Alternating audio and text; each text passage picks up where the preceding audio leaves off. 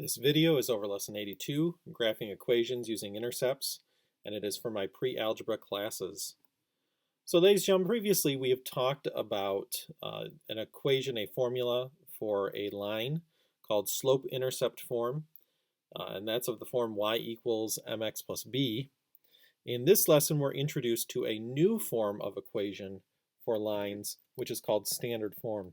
And it's not quite as popular, and it has, I would say, a little bit more of a limited use.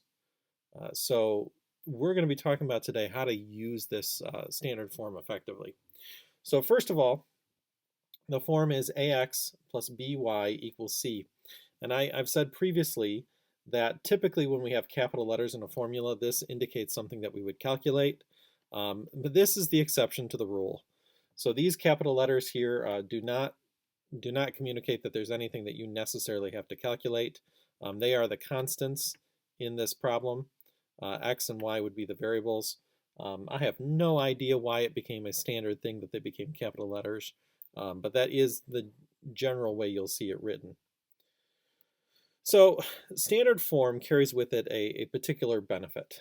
And so the benefit, if we take a look real quick here, is going to be specifically that we can use this to quickly find x and y intercepts. So if I consider a coordinate plane here real quick, and I know I just had graph paper up, but bear with me. So if I have a coordinate plane and I have a line that goes through here, its x-intercept is going to be somewhere on the x-axis. So we have to consider what would be the coordinates of that. Well, as far as the coordinates go, the x-coordinate would just be wherever it hits the x-axis. So for our sake right now, I'm just going to say x because we don't know. I didn't put a scale on here. I don't really need it right now. This is just a quick sketch. But one thing that's going to be special about anything that's on the x-axis is in order to be on the x-axis, the y value always has to be 0. So what this tells me is if I make a table of values and I plug in 0 for y, the result is going to be some x value that goes with it. And this then is going to be my x-intercept. So if we plug in 0 for y, figure out what x would be, this is my x-intercept, and it will be the point x comma 0. Now likewise, my y-intercept, so where this hits the y-axis, well, for its coordinates, it's going to hit the y-axis at some point y. I don't know where it is. But what's special about anything on the y-axis is that x is 0. So if I plug in 0 for x, I'm going to get some y value that goes with it.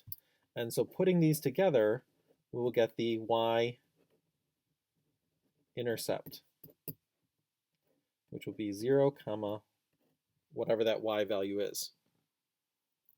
Now, relating this to standard form, if we consider if y is 0, that means that by will be b times 0, so this will just be 0, which means it'll disappear.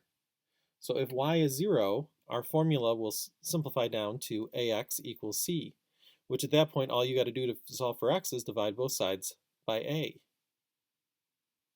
Now, on the other hand, if I want to find the y-intercept, I just plug in 0 for x. That's going to make the ax go away. And so we'd be left with by equals c. So then if you want to solve and figure out what your y value would be for your y-intercept, all you got to do is divide both sides by b. So the standard form of an equation of a line helps us to quickly identify the intercepts. Hence the title of today's lesson. So with these basics here out of the way, let's actually take a look at an equation in standard form Oh, and I should note here, A and B cannot both be 0. It is actually allowed for one of them to be 0 at a time. But understand that if A was 0, that would get rid of the x term. If B was 0, that would get rid of the y term, which means that if they were both 0, it would get rid of basically everything here. It'd just be 0 equals C, which wouldn't be very interesting. So, but we're not going to do any zeros today.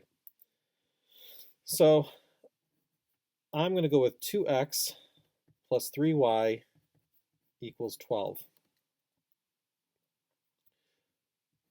If I make a table of values, then remember, if I plug in 0 for y, then I can solve quickly to figure out what the x should be that goes with it. So I'd have 2x plus 3 times 0 equals 12 is basically what's happening. So 3 times 0 is 0, and that'll just disappear. So really it's just 2x equals 12. Well, if 2x equals 12, divide both sides by 2. Therefore, the x value for the x-intercept is 6. So my x-intercept is 6, 0. To find the y-intercept, this time we're going to plug in 0 for x and solve for y. So that would be 2 times 0, so that's basically going to disappear, plus 3y equals 12. So really just 3y equals 12. So divide both sides by 3, and therefore y equals 4. So 0, 4 is my y-intercept. And ladies and gentlemen, these should be, as you get used to them, easy enough that I'm actually going to allow you to make the mental math. I'm not going to require you to write all that out on your homework, but I do want you to have that in your notes just so you can see what you should be thinking. So now that I have 2 intercepts, all you need to graph a line is 2 points. It's often nice to have more than that, but it's not required. So let's go ahead and make a coordinate plane. I'm going to go 6 in every direction.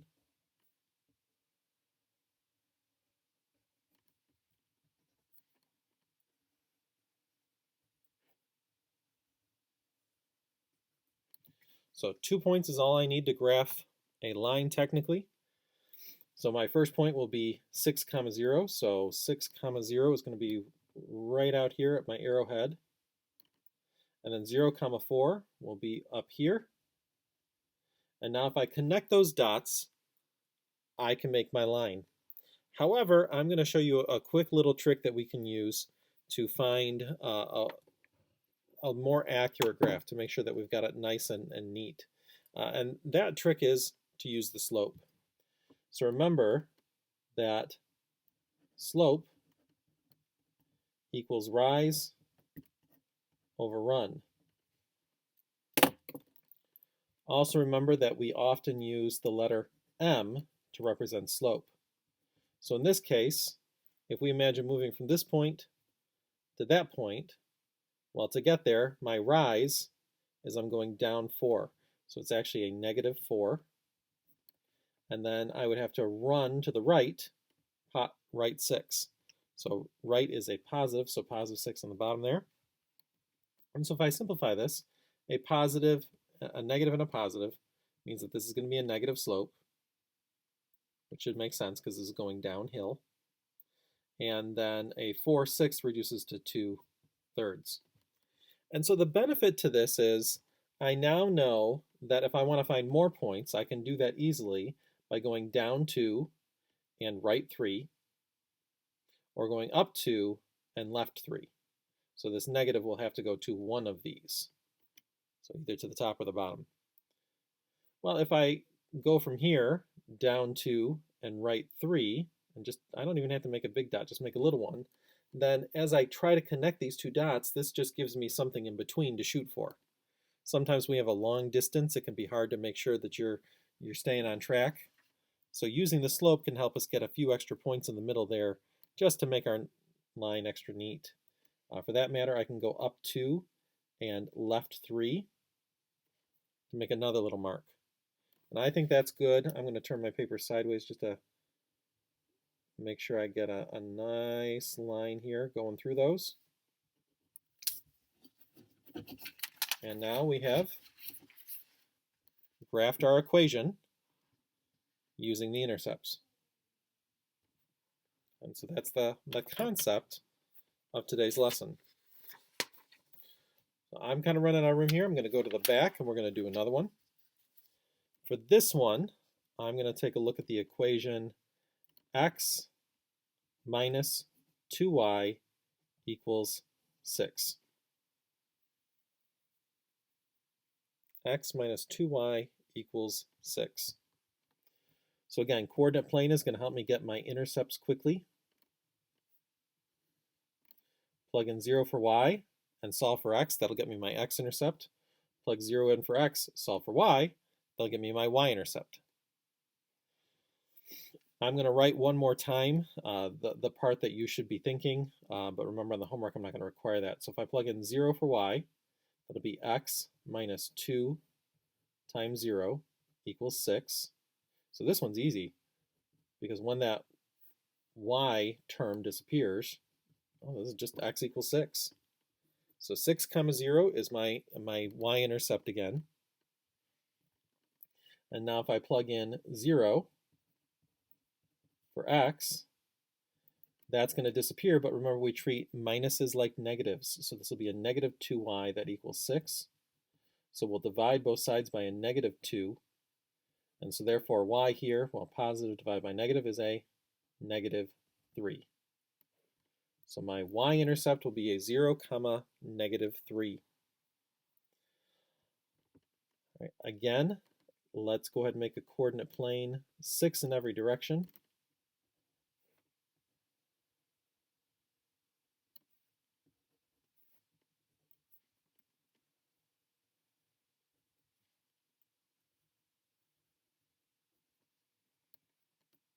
And now plot your two intercepts. So 6 comma 0 will be right there again, but then 0 comma negative 3 will be down there. Remember, we can do all that right there as mental math. But now I want to consider that slope again to help me. So in this case, my m, my rise over run. So to go from here to there, we're going uphill. So I know this will end up being a positive slope. So if I go up 3, well, that's going to be a positive 3. And then I'm going to go to the right 6, so that's a positive 6. So the slope here is 1/2. So I can fill in some in-between points by going up 1 and right 2. So up 1, right 2, little dot, up 1, right 2, little dot, up 1, right 2, takes me right there. Let's reverse it. Down 1, left 2, down 1, left 2, down 1, left 2, and I've got a few more points now to shoot for. So I'm going to just turn my paper so I can make a nice line through those.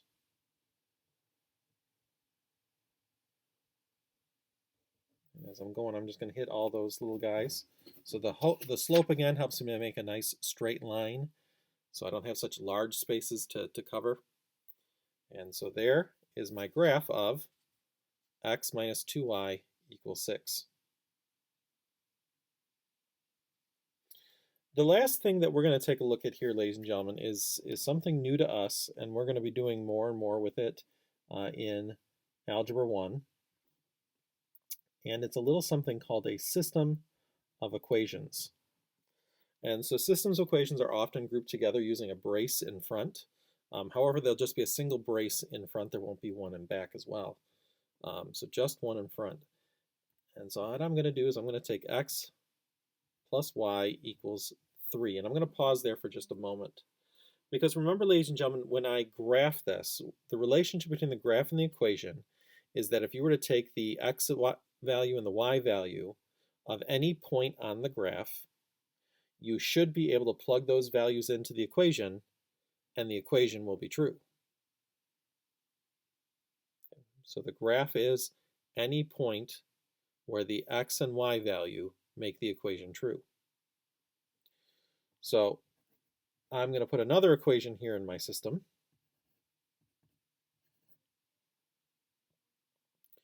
So for this one,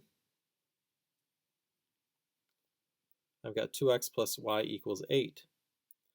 And what the system is telling us, okay, so this is a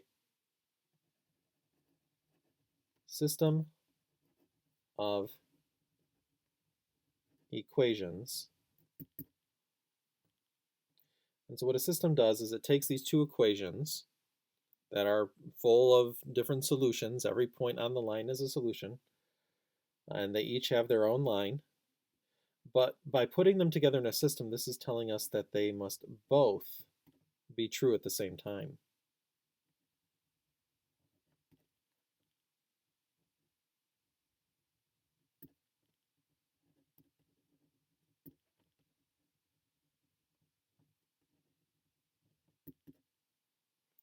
So graphically, what that's going to mean is, remember that if every point on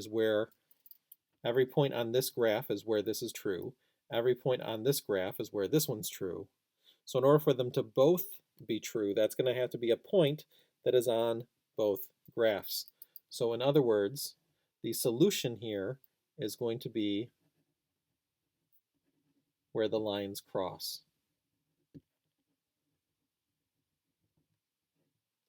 The solution to a system of equations is going to be where the lines cross. So let's go ahead and graph this out then. So for my first equation, I'm going to label my table. So I'm going to say x plus y equals 3 here. And so here's my table.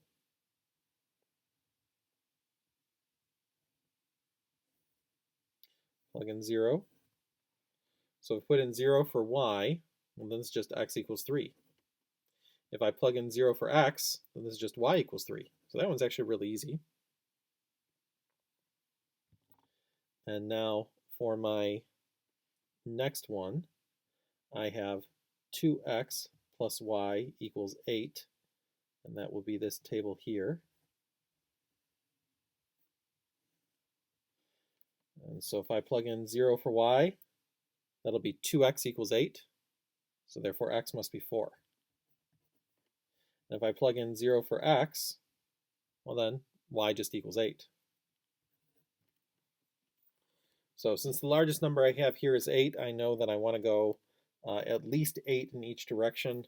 And so I know that's going to be a little tight for me. Let's see if I can squeeze it in. 2, 3, 4. So I have to come down right here. 1, 2, 3, 4, 5, 6, 7, 8. I don't know if I'm going to be able to get all the way down, but we don't really have very many negative numbers, so I'm not too worried if I can't get all the way down.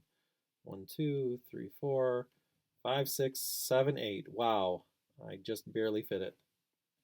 It just fit in. All right. And so to the right, 1, 2, 3, 4, 5, 6, 7, 8. Ooh, yeah, just barely fits. And then 1, 2, 3, 4, 5, 6, 7, 8. For my first graph here, I've got 3, 0, and I have 0, 3. So if we consider our slope here, our slope, we're going down 3 and right 3. So if we think about reducing that, we could reduce that, so basically a -3 over a +3 could reduce to a -1 over a +1. So I can go down 1, right 1, down 1, right 1, down 1, right 1. So I'm going to continue that pattern, down 1, right 1, down 1, right 1. And then I hit my hole punch there. I'm going to stop there. That'll be good enough. I'll reverse it up here. Up 1, left 1, up 1, left 1, up 1, left 1, up 1, left 1. And that way I can turn my paper and get a nice straight line even without using a ruler.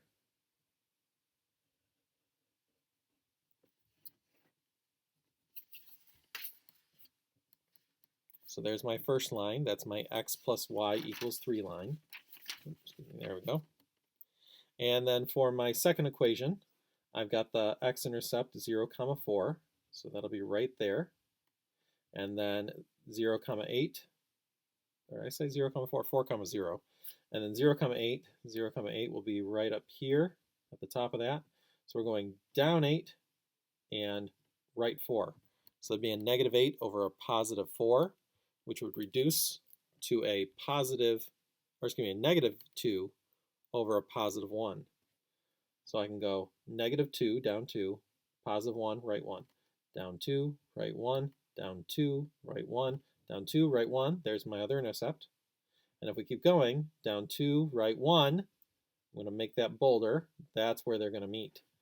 Down 2, right 1, and that should be good enough. So now I'm going to draw this line in.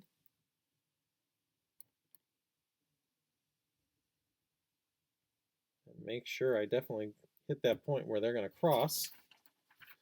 And so the solution to this system of equations should be that point where they cross right there. So this point is at 1, 2, 3, 4, 5, negative 1, negative 2. So 5, negative 2 is the solution to this system. And if I double check then, so 5 and negative 2, so my x value is 5, my y value is negative 2. So to check my work, I can go ahead and plug those values into both equations. Remember, it's got to make them both true. So for the first equation, x plus y equals 3. And of course, a 5 plus a negative 2 is a 3. And so that checks out. And if I plug it into the other equation, 2 times x plus y, negative 2, should equal an 8. So 5 times 2 is 10. And then 10 plus a negative 2, sure enough, is 8. It checks out with both equations, therefore it is a solution to the system. And that, ladies and gentlemen, is our lesson.